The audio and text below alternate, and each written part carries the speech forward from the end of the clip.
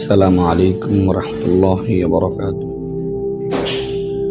প্রিয় দর্শক, আপনারা দেখতে পাচ্ছেন মদিনা মুনাওয়ারা,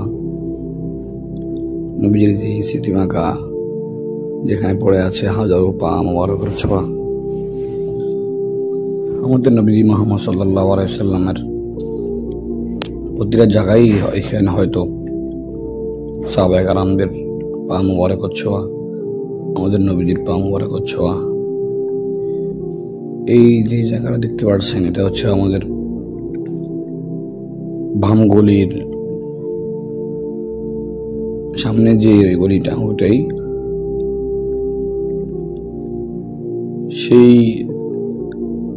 মদিনা মুনাওয়ারাতে যে বারিন্দা আছে, ওটার মধ্যে দেখেন কত সুন্দর করে ওরা ক্লিন করতেছে। মদিনার জায়গাটাই অন্যরকম। আলহামদুলিল্লাহ, আল্লাহ পাকের অশেষ মেহেরবান। আল্লাহ পাক রব্বুল আলামিন আমাদেরকে যাওয়ার তৌফিক দান করেছেন। আসলে এই যেগুলা দিয়ে দেখতে পাচ্ছেন মেশিনগুলা, এগুলাও অনেক সুন্দর মেশিন। এগুলা দিয়ে ক্লিন করলে একদম পুরা ক্লিন হয়ে যায়, একটা বালু পর্যন্ত থাকে না। আসলে প্রত্যেকটা মদিনার প্রত্যেকটা ঘুরি আমাদের জন্য স্মৃতিমাখা এবং খুব সুন্দরময়।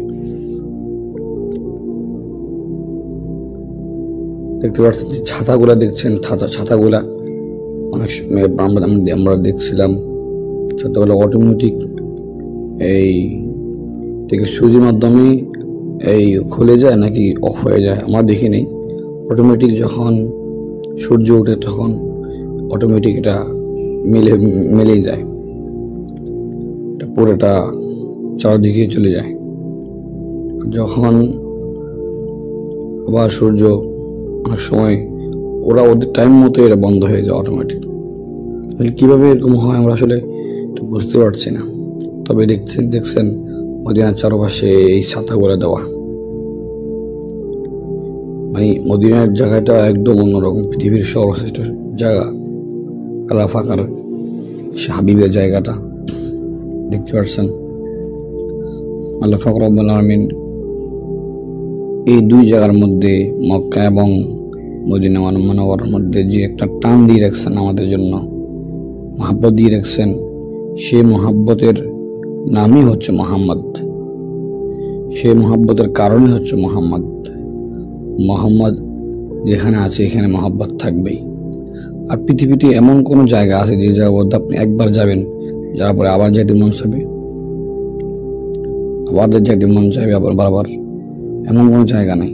এই মদিনা মুনাওয়ারা, মক্কাতুল মুকাররমা, এই জায়গাগুলোর মধ্যে যখনই যাবেন তখন আপনার আবার যেতে মন চাইবে, যখন যাবেন আবার যেতে মন চাইবে।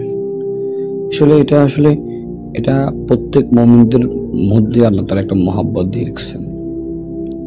আল্লাহ পাক রব্বুল আলামিনের অশেষ মেহেরবান। আল্লাহ পাক রব্বুল আলামিন প্রত্যেক মুমিনদের, প্রত্যেক উম্মতে মুহাম্মাদের অন্তরে নবীজির মহব্বত দিয়ে রেখেছেন। তাই দেখেন নবীজির উম্মতেরা সবাই নবীজির দরবারে আসছে। আল্লাহ পাক আমাদের সবাইকে তৌফিক দান করুন, আমিন।